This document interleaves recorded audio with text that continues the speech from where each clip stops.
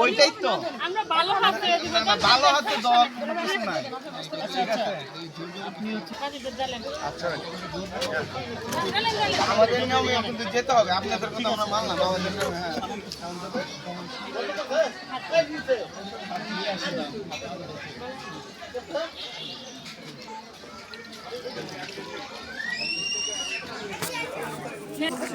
আমার তো হলো শেষ আমার টেবিল লোক নাই খাবার শেষ করো ধরেন মুরগি রানে শক্ত করে ধরেন